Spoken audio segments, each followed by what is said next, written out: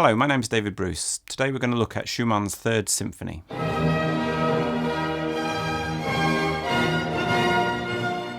it's not something I think that's been explicitly stated, but after all my studies and training as a composer, I came away with the distinct impression that the proper opinion to hold is program music bad, abstract music good.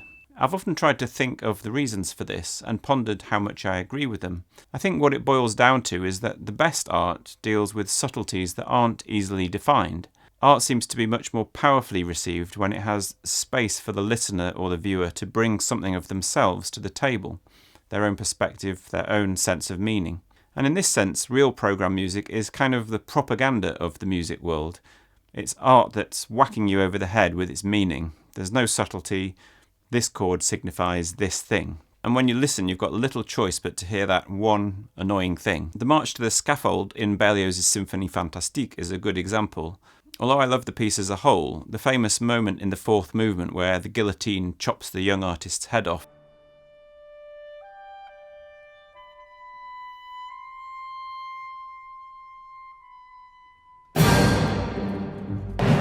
well, it's hard to hear that moment as anything other than the 2D cartoon drawing it is. So in some sense, yes, I agree with the handed down notion of program music bad, but when you stop and think, a huge percentage of composers have dabbled with it in some form, from Vivaldi's Four Seasons through to Debussy's La Mer and beyond. Schumann himself clearly battled with the sense that program music was an inappropriate thing for a serious composer to be playing with. After initially titling several of the movements of the Third Symphony, he ended up banishing any reference to titles or programs at all. If the eye is once directed to a certain point, the ear can no longer judge independently, he said.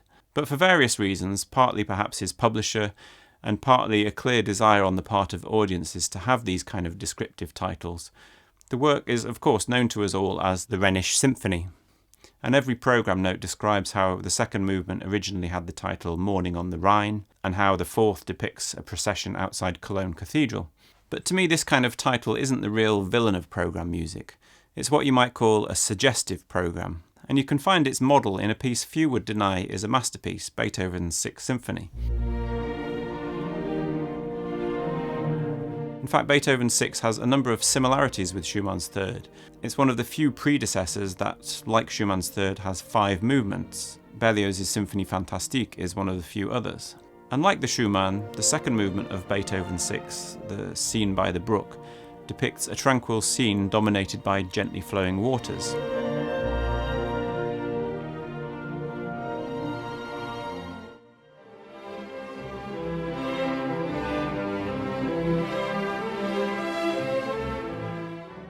The sense of program music being something of a lowly form was clearly something even Beethoven felt. He said of his symphony, "The whole work can be perceived without description.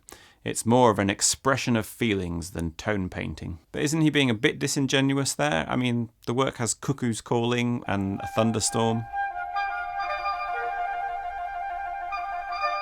Personally, I think it's time for us to accept that while crude two-dimensional musical depictions may not be the highest of art forms, many masterpieces are full of vaguer visual allusions that do nothing to limit our appreciation of the subtlety of the work. In the best of them, you get a fully formed piece of music which does operate on its own terms and certainly can be listened to entirely in the abstract, but which has this extra layer of suggestion baked in. If anything, I think it adds to the overall ability of the work to connect with us. So I, for one, don't have any problem with images of the Rhine or Cologne Cathedral floating through my mind whilst I listen to the Third Symphony. But to me there is one other suggestive program at play in this piece, and it's one that very few other composers ever achieve, particularly on the scale of Schumann's Third Symphony, and it's something that I would say is almost entirely responsible for the work's lasting appeal. If it does depict the Rhine, the symphony certainly does so on a day of peace and happiness.